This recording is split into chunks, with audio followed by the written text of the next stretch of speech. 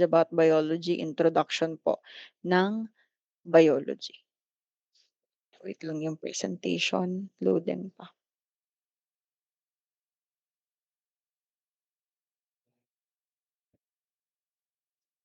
For our learning objectives, ayan, by the end of this lesson, you must be able to define biology, enumerate the characteristics of life, and explain the significance of each, explain the principles involved in the scientific inquiry, and for assess the importance of studying biology as applied to engineering field. So let us first define biology. Alam ko na familiar na po ang lahat dito. So recall lang natin kung ano po ba yung biology, saan nanggaling yung salitang biology. So biology class is the study of life and living organisms. So the word biology is derived from the Greek word bios, which means life, and logos, which means study. Biology as a unified science of life. So biology class is a vast subject that takes up a wide array of disciplines and specializations. Okay, so it is a study of the organism's physical components, yung kanyang mga structures, and it also delves into their chemical processes and yung kanilang molecular interactions. So it is a natural science that studies the physiological mechanisms, yung developments, yung evolution ng lahat ng life forms mula sa mga animal cells, sa mga plants, microorganisms, or any living thing is called an organism. So, the basic unit of life is cell. Lahat ng organisms are made up of cells and came from pre-existing cell or cells. The basic unit of heredity are genes composed of DNA or RNA. So living or lahat po ng living organisms have genetic information that codes for a specific structure or function of cells. Yan po yung ating DNA or DNA and or RNA, yung deoxyribonucleic acid or ribonucleic um, and ribonucleic acid. Next is evolution. Evolution is responsible for the unity and diversity among living organisms. So all organisms must maintain a state of balance or yung tinatawag nating homeostasis. Mamaya or homeostasis, mamaya atin pong i-discuss yan doon sa characteristics ng life, homeostasis. Next is evolution is responsible for the unity and diversity among living organisms. So it is the change over time that helps organisms adapt to their environment and that is the driving force din po for biological diversity. So all organisms survive by energy absorption and conversion. So energy is of course required for all living organisms to be able to survive. And here are some of the branches of biology. Biology has a wide array of branches or divisions, and some or sometimes this is referred to as biological sciences or tinatawag din po siyang life sciences. Kasi ang bawat division or bawat branch po ay nagde-deal sa isang specific living thing and yung kanilang vital processes. So ito po yung ilan sa branches ng biology. Una ay molecular biology and biochemistry. So biological processes at the molecular and chemical level, including interactions among molecules such as DNA, RNA, proteins, as well as the way they are regulated. So, molecular biology class is the study of biology and biological functions at the molecular level. Some cross over with biochemistry. Okay? This is the discipline of biology that deals with the structure of proteins and yung mga nucleic acids and yung kanilang mga functions. Next is microbiology. Study of microorganisms is a study of the structure and function of single-celled organisms. So microbiology class is the study of microscopic organisms, yung kanilang mga interactions then with other living things. So under ng microbiology, meron tayong bacteriology, which is the study of bacteria, parasitology, which is the study of parasites and parasitism, uh, virology, which is the study of viruses and some other virus-like agents. Next na branch ng biology is neurobiology. Studies the biology of the nervous system, different functions of the nervous system using molecular, cellular, developmental, medical, and computational approaches. Neuroscience or neurobiology is the study of the nervous system. Ay kapag ano yung difference, paano yung development ng nervous system ng isang bata at ano yung difference nito sa development ng nervous system ng mga adult. Ano kapag may problema sa isang parte ng nervous system, ano yung medical procedure na kailangan, ano yung mga um, cells na may problema, bakit nagkakaroon bakit nagkakaroon ng ganitong damage or bakit nagkakaroon ng problema itong nervous system. So sila po lahat ang may sakop nun, nag-aaral nun and ang gumagawa ng solusyon sa lahat ng nagiging problema po ano sa ating nervous system, neurobiologist. Next is the paleontology. So paleontology uses fossils to study life's history. Paleontology class is the study of fossils and sometimes geographic evidence of prehistoric life. Another is zoology, which is study of animals, and botany, study of plants. Zoology, the study of animals, kasama po dito yung mga classifications, physiology ng mga animals, development, yung kanilang evolution, and pati ang behavior ano ng mga animals kasama po sa inaaral under zoology. And ito, ilan to sa mga under po ng zoology. Carcinology. Ano yung carcinology? This is the study of crustaceans. Ano, examples po ng aquatic group ng mga crustaceans is yung crab, lobster, shrimp, barnacle, no. Next is ethology. Ang ethology naman po is the study of animal behavior. Yan, kasama sa inaaral ng zoologist ang ethology, behavior po ng mga animals. Entomology is the study of insects and other arthropods. Herpetology naman po is the study of reptiles and amphibians. Ichthyology is the study of fish. Malacology naman po is the study of mollusks. Mammalogy is the study of mammals, syempre, and ornithology is the study naman po of birds. Next is botany. So study of plants. Meron tayong palynology. Palynology is the study of pollen. Okay? Phycology is the study of algae.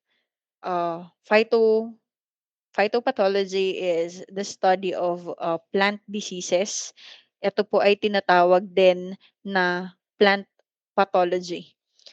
Another, plant physiology is concerned with the functioning or yung physiology po ng isang halaman, ng isang plant. And ang astrobotany naman po is the study of plants in space. Okay, astrobotany.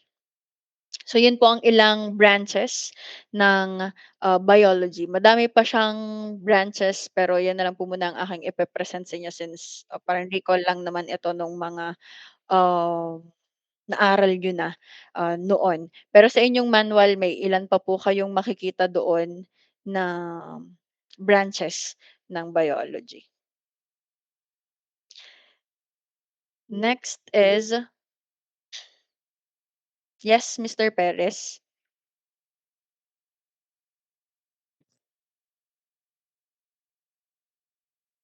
Mr. Perez?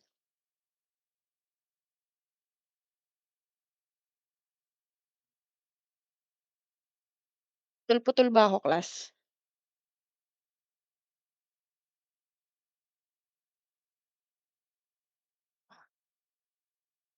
Hindi naman. Audible naman ako. May problema ba? Wala si Mr. Perez. May questions po ba? Concerns? Or may clarifications po kayo? Wala naman.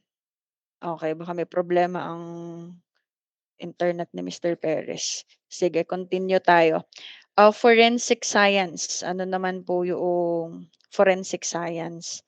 So this is the application of science to answer questions related to the law. Biologists as well as chemists and biochemists can be forensic scientists. So forensic science class is the use of scientific methods or expertise para makapag-investigate ng mga crimes or makapag-examine ng evidence that might be presented in a court of law. So forensic science comprises a diverse array of disciplines mula sa fingerprint, excuse me, DNA analysis, anthropology, and pati yung wildlife forensics ay sakop din nila. So ano yung forensic scientist? What is a forensic scientist? Ano yung ginagawa nila? Forensic scientists provide scientific evidence for use in courts, and their job involves examining trace materials associated with crimes. Their job activities are primarily related to crimes against people, such as murder, rape, and assault.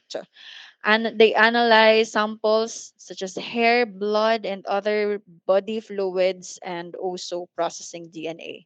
They also analyze other biological evidence left at a crime scene. So, a forensic scientist is first a scientist. Okay? When a scientist's knowledge is used para tumulong sa mga lawyers, sa mga juries, sa mga judges na maintindihan yung result of scientific tests, the scientist becomes a forensic scientist. And because the work of a forensic scientist is intended to be used in a court, and because scientists or scientific evidence can be very powerful, the forensic scientist must be accurate, methodical, detailed, and syempre above all, unbiased. No, sila yung nag-a-analyze ng information, nagdo-document ng findings. In most cases, yung mga item or items in question or kailangan i-test are already provided sa mga forensic scientist. Tapos i-examine na lang nila, i-analyze na lang nila. Pero in other cases, kagaya ng malimit nakikita natin sa mga movies, they may need to go to the scene, sa crime scene, para sila mismo yung mag-conduct ng on-site analysis, nag-gather ng evidence or document ng mga facts for later analysis. And having been provided or having gathered the relevant information, the forensic scientist has to decide pagkatapos nilang makuha yung lahat ng information, magde-decide sila kung anong klaseng examination or test yung kailangan. Hindi naman lahat ng test ay ina-apply po doon sa nakuha nila na items. Ina-analyze din nila kung ano yung kailangan na examination, na test or analysis. Ano yung pinaka-appropriate and relevant doon sa issue na meron sila. So they must conduct the most appropriate test or analysis and document the process to interpret results and document then yung they have to document the steps followed to reach this conclusion or opinion. So yun po yung forensic science, yun po yung ginagawa na duties ng mga forensic scientist. Next is scientific inquiry. Yan. What is scientific inquiry? So this is the best approach. We have to understand the natural world and predicting natural phenomena. Evidence for this claim can be found in the successes of science-based technologies and has not displayed displaced faith, intuition, and dreams. These traditions and ways of knowing have emotional value and provide moral guidance to many people. But Hans's feelings, deep convictions, old traditions, or dreams cannot be accepted directly as scientifically valid. Instead, science limits itself to ideas that can be tested through verifiable observations. Supernatural claims that events are caused by ghosts, devils, God, and or other spiritual entities cannot be tested in this way. Okay, so scientific inquiry class has two primary functions. First, ay nagpo-provide po ito ng description of how scientific inquiry is conducted in uh, in practice. And secondly, it gives an explanation of why scientific inquiry is successful in arriving a genuine knowledge at the end of its process. So, etong scientific inquiry po extends beyond development of process skills such as observing, inferring, classifying, predicting, measuring, questioning, interpreting, and analyzing data, which must occur in that order for proper scientific inquiry to happen. And this also refers to the diverse ways in which scientists study the natural world and propose explanation based on the evidence derived from their work. So this includes the traditional science, yung traditional science processes, but also infers to the combining of these processes with scientific knowledge. May critical thinking and scientific reasoning para makapag-develop ng isang scientific knowledge. Next are the methods of scientific inquiry. So, meron tayong experimental and hypothesis, forming a hypothesis, experimental design, experimental variables, interpreting data results under a gathering data. But before natin i-discuss itong scientific inquiry, alamin muna natin yung methods of logical thinking na alam ko again ay familiar na dito po sa dalawang methods po na ito ng logical thinking, inductive reasoning and deductive reasoning. So recall lang po ulit natin ano nga ba ang pinagkaiba ng inductive reasoning sa deductive reasoning. Inductive reasoning class you form a form of logical thinking that analyzes trends or relationships in data to arrive at a general conclusion, making generalizations from careful observation and the analysis of a large amount of individual data points. A generalization arrived are not always correct. So ang inductive reasoning, we make many observations and then infer an explanation or a theory. Nagsisimula ito ay tawag dito, bottom up ang kanya pong approach. We start with the specific information papunta dun sa mas malawak na information.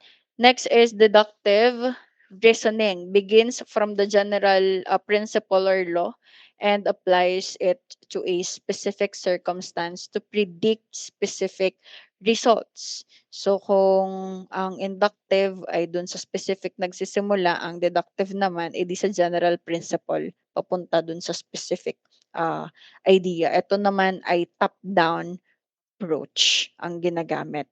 Ito, may mga samples dito. Ayan, inductive reasoning starts with individual pieces of information, looks for the trends and the information, makes an informed guess based on those words or those trends, sorry.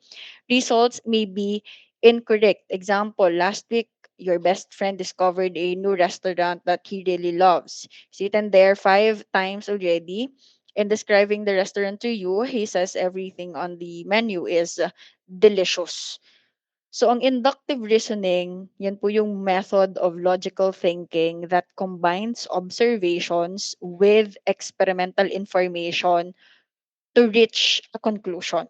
So when you use a specific set of data or existing knowledge from the past or sa iyong past experiences para makapaggawa ng decision, then you are using inductive reasoning.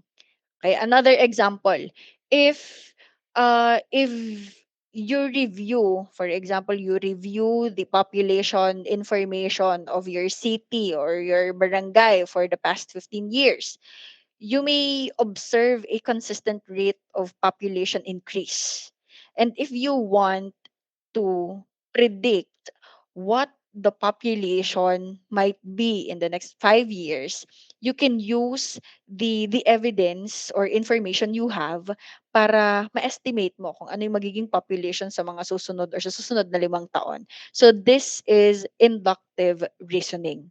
No, the method of drawing conclusions by going from the specific to general, and it is usually contrasted with deductive reasoning kung saan nga po sisimula siya sa general information para papunta dun sa specific conclusions. So inductive reasoning class uses specific and limited observations to draw general conclusions that can be applied more widely. So, while ang deductive reasoning naman is more of a top-down approach, gaya ng sabi ko kanina, moving from a general premise to a specific case, ang inductive reasoning is the opposite. It uses bottom-up approach to generate new premises or hypotheses based on observed patterns. So in inductive inference or inductive reasoning, we go from the specific to general. We make many assumptions, discern a pattern, make a generalization, and infer an explanation or a theory. While ang deductive reasoning naman po, ayan, starts with a broad declaration like principles or laws, applies these generalizations to make a decision about a specific case, and results are definitely correct. Examples, driving on icy road or roads is dangerous. The roads are icy today, therefore driving will be dangerous today. Deductive reasoning is a type of reasoning that uses formal logic and observations to prove a theory or hypothesis.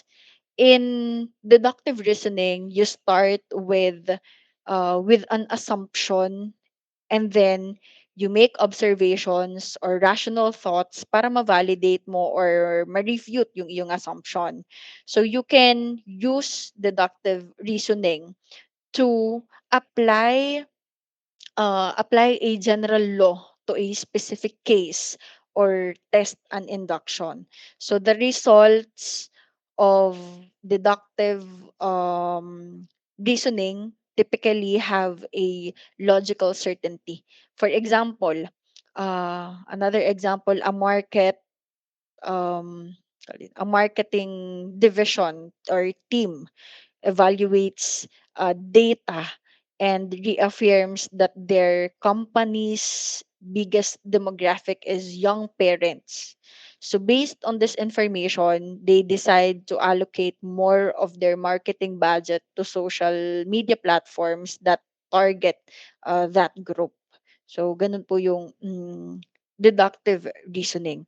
Uh, it is a basic form of reasoning that uses general principle or premise as grounds to draw specific conclusion. And this type of reasoning leads to valid conclusions when the premise is known to be true.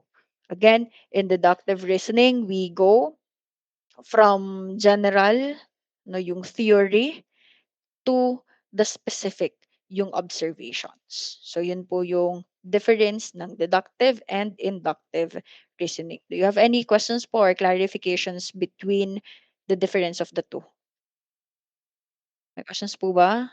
Wala. Nakikinig pa po ba? Nandiyan pa ba kayo? Baka device na lang ang naka-join hat kayo mga pikit na. Ayan, continue methods. Ayan, ito na po yung methods of scientific inquiry. Experiment and hypothesis. Yung paggawa natin ng mga experiments, ano pagbuo ng mga hypothesis. Ayan, careful organized procedure in which the scientist intervenes in a system to change something, then observes the result of the change. Ayan, tawag dito, nagagawa ng mga experiments, ayan, ng mga bumubuo ng mga hypothesis para i-test ang isang bagay. And dito na din po pumapasok yung iba't ibang variables na ating ginagamit. Later, madidiscuss din natin yon. Next is forming a hypothesis, a suggested explanation that is both testable and uh, falsible. Pwede siyang i-reject, pwede din naman na matest ano yung hypothesis natin. Must be able to test your hypothesis and it must be possible to prove your hypothesis true or false. Testable and pwede din nga pong ma-reject. Next is the experimental design. So dito dapat makita yung lahat ng descriptions ng variables. How you will test, ano yung flow ng iyong experiment, test the hypothesis and find the answer to the question or problem. The plan should include a description of or information about of each of the following, yung mga variables. No, kailangan po nandoon lahat yung kanilang information. And nandun din yung flow, syempre dito sa inyong experimental design, yung magiging flow ng inyong experiment.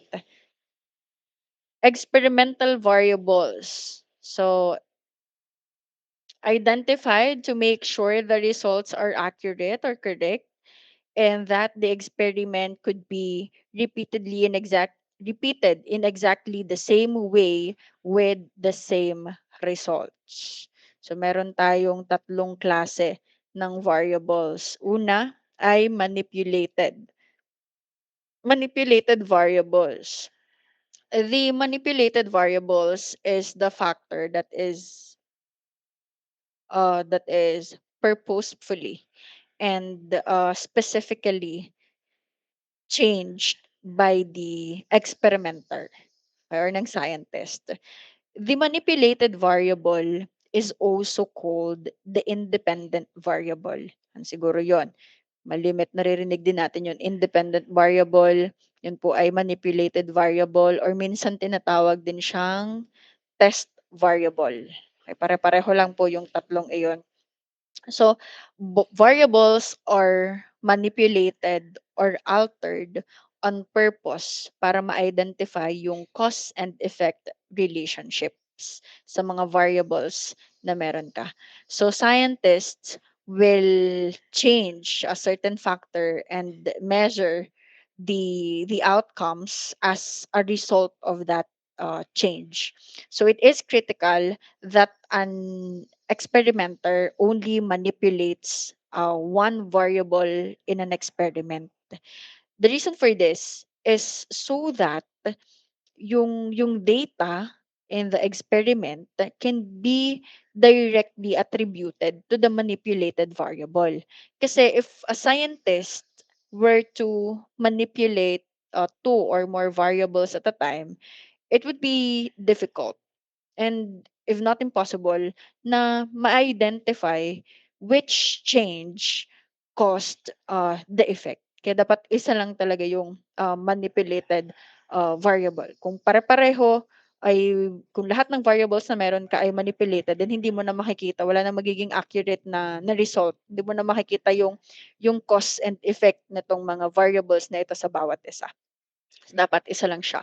Next is responding. Ang responding variable po ay uh, the result of the manipulated and controlled variable. Okay? Yung result nitong manipulated and controlled, ang tawag po natin ay responding variable.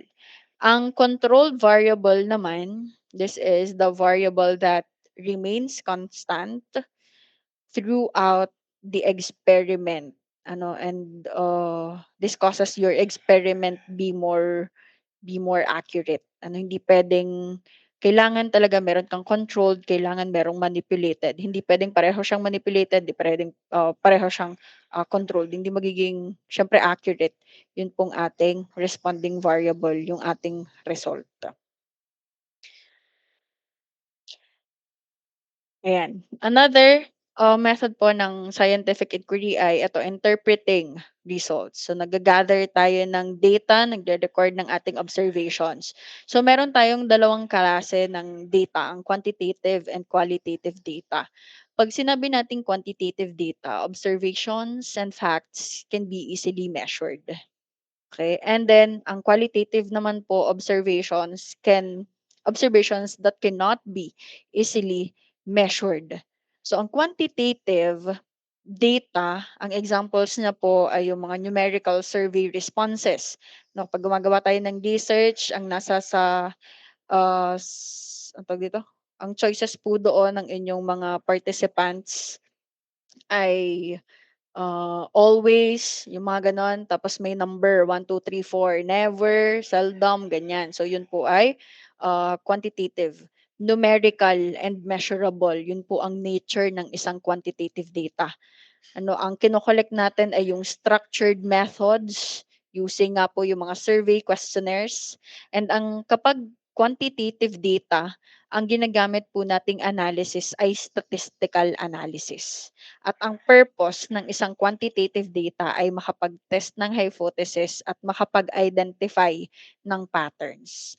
While ang qualitative data naman class, observations cannot be easily measured. Ang nature ng isang qualitative data ay descriptive and narrative. Ang kino-collect natin dito yung mga open-ended methods, yung mga interviews, observations, mga transcripts from interviews, yung mga notes taken from observations. So yun po yung kino-collect natin kapag qualitative data. Ang analysis naman po na ginagawa natin ay qualitative ay interpretation and thematic analysis. At ang purpose ng isang qualitative data ay exploring complex phenomena and understanding context. So yun po yung difference ng quantitative data and ng qualitative data. Yan. Interpret data, answering the question and responding to your hypothesis with information discovered by conducting the experiment. Nagdodraw din tayo ng conclusions or inferences based on what you learned. Doon na natin ini-interpret ano yung mga results, ano yung mga effects na nangyayari, ano yung mga changes na nangyayari habang ongoing yung ating ginagawang experiment. And then after, isasama natin syempre yung naging result sa pag-interpret ng lahat doon sa ating ginawang experiment. Okay, and ang last part, last ba 'to, ng ating pong discussion ay characteristics of life. Ayan. How do you know? I have here a question. How do you know if something is alive? Paano nyo ba na-identify na ang isang bagay ay may buhay? Yes, Mr. Kapuno. Kung po siya ay gumagalaw. Okay, may movement, gumagalaw. Sige, thank you, Mr. Kapuno. Next, Mr. Perez. Masasabi ko po na ang isang nilalang ay alive kapag po siya ay made up of cells po tapos naggo-grow po siya at nagde-develop po over time. Okay, good.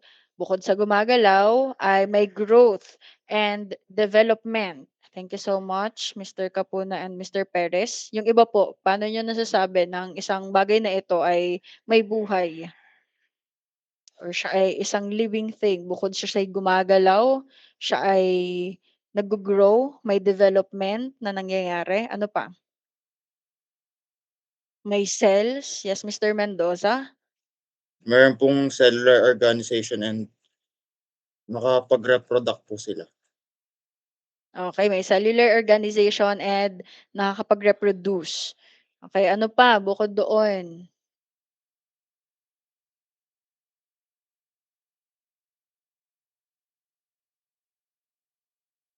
Yes, Mr. Bernabe. Kapag po nakakapag-adapt sila sa environment. Okay, nakaka-adapt sa environment through evolution, ano. Kaya, kailangan nila mag-evolve para maka-adapt din sa environment. So, yun po ang ilan.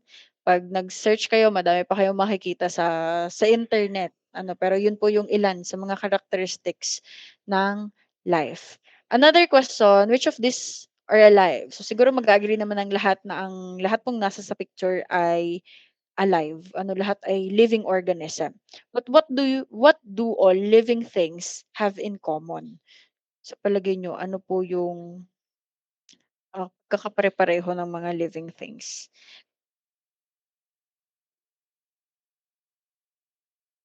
Gahiran, Ano po ma'am, guess ko lang po is all of them are made up of cells.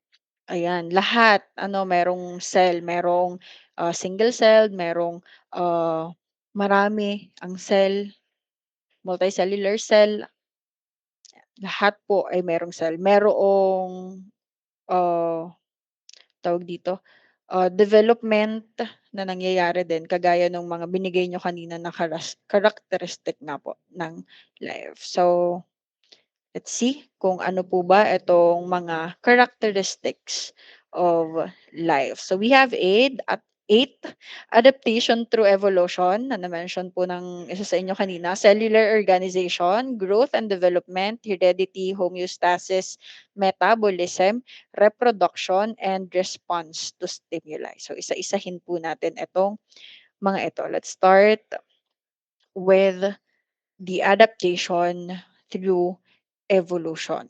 Ayan. So adaptation through evolution, all forms of life evolve.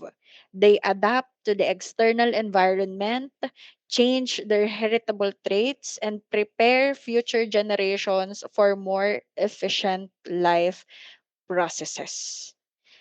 So every living thing has evolved at some point in time and siyempre continue or nagko-continuous ang kanilang, evolution in order to adapt sa ever-changing na environment ano kung saan po sila nakatira. Dito din pumapasok yung survival of the fittest kung nadaan yung mga naging estudyante ko sa SDS na-discuss po namin ito yung survival of the fittest. So dito din siya papasok, adaptation through evolution. Next, cellular organization. The general structures move along a line from cell to tissue to organ to being, which gives us the word organism. A living thing with organ systems. Cellular organizations is seen in something as simple as fungus cell, from simple bacteria up to mammals. Life uses cellular organizations. So, all living things, gaya ng sabi nyo kanina, yung pagkakapare-pareho ng lahat ng living things ay composed of one or more cells. Third, growth and development. So, living things grow to conserve resources. Organisms reproduce with immature and small copies of themselves without straining the parent organism. So these small copies gather their own resources to grow, enlarge, mature, age, and reproduce themselves. Humans are excellent examples of growth and development. Eventually, organisms die, returning their gathered resources to the earth for reuse by new organisms. And may growth and development. Ang lahat daw ng organisms ay nagda-develop over time to become more physically and mentally matured.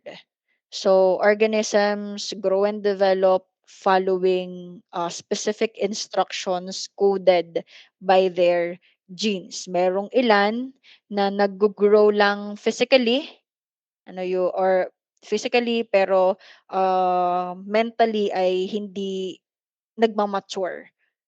Yung physical aspect lang sa kanila yung grow lalo na kung may mental health issue. Yung mga may Down syndrome natin na mga nakakasalamuha, yun po ay nagma-mature ang kanilang sila physically, pero mentally ay hindi.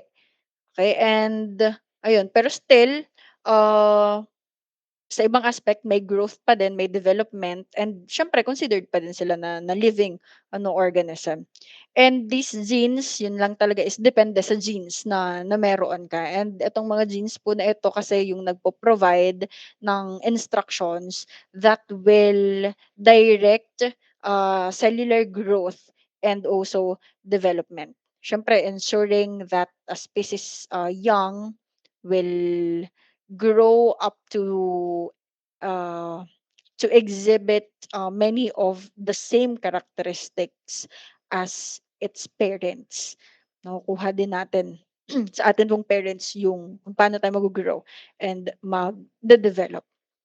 Next is heredity.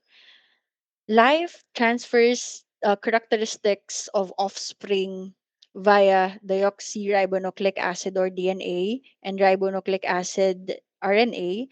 These are the building blocks of life. From viruses to humans, traits that benefit the parents are transferred in genes to the offspring. For humans, this genetic material holds our genetic information such as eye color, skin color, and hair type, just to name a few.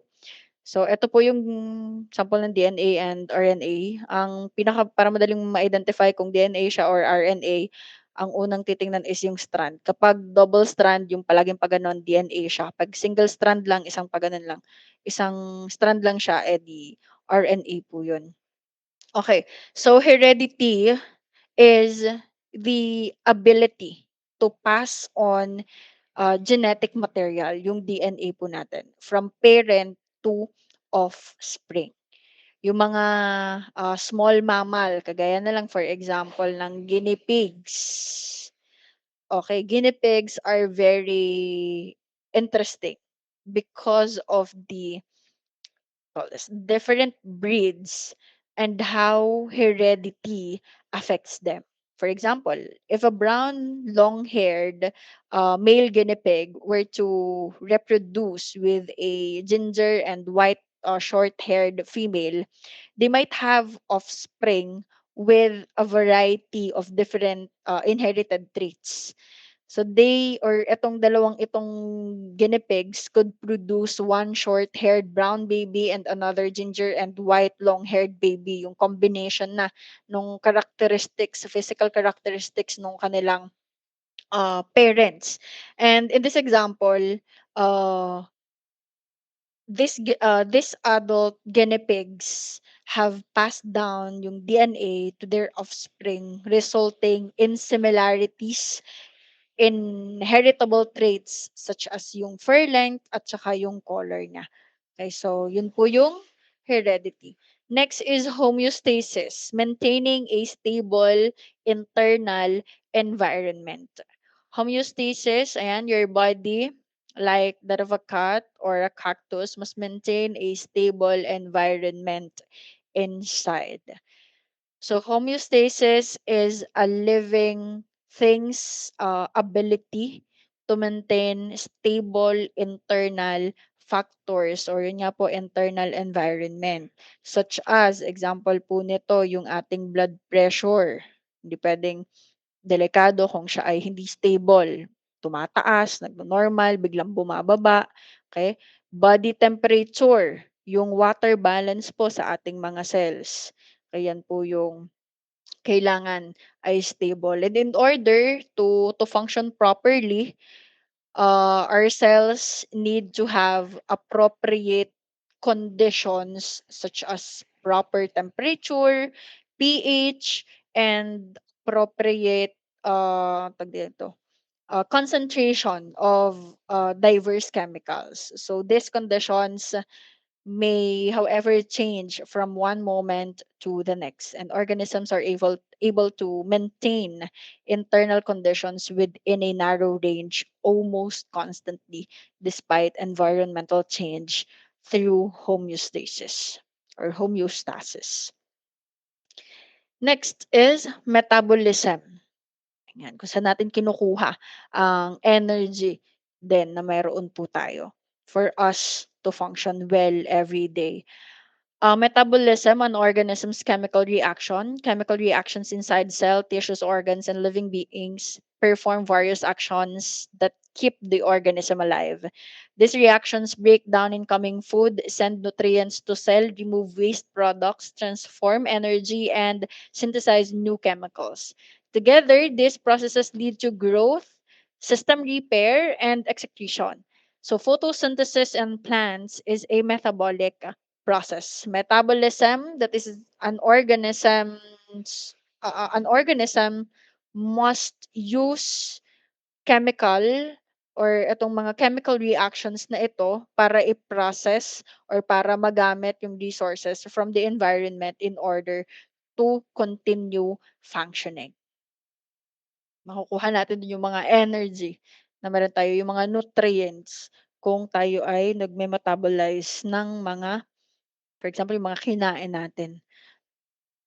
Next, reproduction can be either asexual, involving a single parent organism, or sexual, requiring two parents. Single celled organisms, like the dividing bacterium, can reproduce themselves simply by splitting into two. So, ang reproduction po ay isa sa characteristics ng life. But, do you think meron tayong organism na considered siya siyempre na organism or living thing pero hindi siya nagre-reproduce? Meron ba kayong alam na living thing or organism na hindi siya na hindi nagre-reproduce pero considered siya as alive?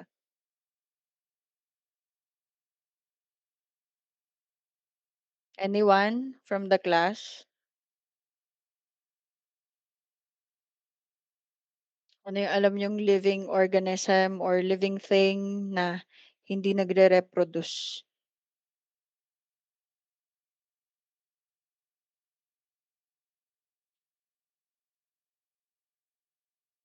Kasi isa sa nabanggit natin earlier na ang reproduction ay isa sa characteristics ng life. Isa sa pagkakapare-pareho ng mga living things. Pero sa palagay niyo meron bang living thing na hindi nagre-reproduce?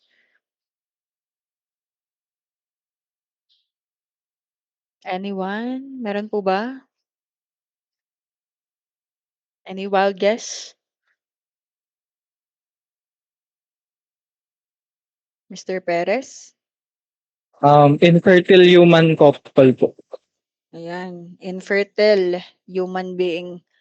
Siyempre kapag infertile ka, hindi ka makapag-reproduce. Pero siyempre ikaw ay considered pa din as living organism kasi yung ibang characteristics ay meron ka. Another ay yung mga working bees. Ano, isa yan sa inyong makikita kung kayo ay sa search. Working bees. Kasi pero, nung nag-search din kasi ako about dito sa reproduction na ito. Ang working bees ay hindi nagre-reproduce, pero kaya naman nilang mag-reproduce. Nagre-reproduce lang ang working bees. Ang working bees po ay hindi sila yung tawag dito, hindi sila yung mga bees na lumalabas para kumuha ng nectar, parang mga lalaki na bees yung lumalabas, magko-collect ng nectar ta's dadalhin dun sa beehive. Ang working bees po sila yung naka-stay lang dun sa beehive and, sila yung mga pauli-uli doon. So sila ay hindi yun po yung mga female, yung mga working bees, hindi sila nagre-reproduce kung meron silang queen bee. Kasi parang sa queen bee nakadepende yung reproduction nila. Nagre-reproduce sila kung wala silang queen bee. Okay, itong mga working bees po na ito. And yung reproduction po nila is hindi sexual. Asexual po yung ginagawa nila. Okay, so sila lang mismo yung gumagawa at nagre-reproduce, 'no. And yun nga po, napipilitan lang sila or ginagawa lang nila yon kapag wala silang queen bee. Kasi yung queen bee ang talagang in charge sa reproduction. Okay, so yun po ay isa din sa mga examples ng living organisms na hindi nagre-reproduce. So yun nga po, meron tayong dalawang klase ng reproduction, asexual and sexual. And ang asexual involving a single parent organism, ang sexual naman po requiring two parents, and single-celled organisms like the dividing bacterium can produce themselves simply by splitting into two. So single-celled organisms reproduce first by duplicating their DNA. Okay, and then dividing it equally as the cell prepare to as the cell prepares to divide to form new set of cells. And meron din tayong tinatawag kung may single-celled, meron din tayong multicellular organisms kagaya po nung na-mention ko kanina. And multicellular organisms often produce specialized reproductive germline or germline cells that will form new individuals. So when reproduction occurs, genes containing DNA are passed along to an organism's offspring. So these genes ensure that the offspring will belong to the same speeds and will have similar characteristics such as size at saka yung shape niya. Okay, so reproduction for something to be considered alive, it must be able to reproduce and create offspring. And last is response to stimuli. So living organisms show irritability, meaning that they respond to stimuli or changes in their environment. For instance, people pull their hand away fast from a flame. Many plants turn toward the sun, kagaya po ng mga sunflowers kung nasaan ang araw dun siya nakaharap. And unicellular organisms may migrate toward a source of nutrients or away from a nauseous chemical. Another example sa mga halaman, yung kung kayo ay familiar dun sa makahiya na nakikita lang siya kung saan-saang gubat. Yung pag hinawakan mo yung dahon niya ay automatic tumitiklop siya. So, yun, response to stimuli. So, yun lang po. So those are the characteristics of life. Now let us have application of the application of biology to engineering field. Ayan, applications of biotechnology. Biotechnology and bioengineering are interdisciplinary fields that apply engineering principles to biological systems. Biotechnology uses living organisms to develop products, while bioengineering specifically applies engineering to address challenges in biology and medicine. Yan. Saan yung mga applications ng biotechnology? Medical diagnosis, animal breeding and agriculture, Yoong genetic engineering na na-discuss sa STS, ayan, sakop po 'yan ng, biotechnology, healthcare, and pharmaceuticals.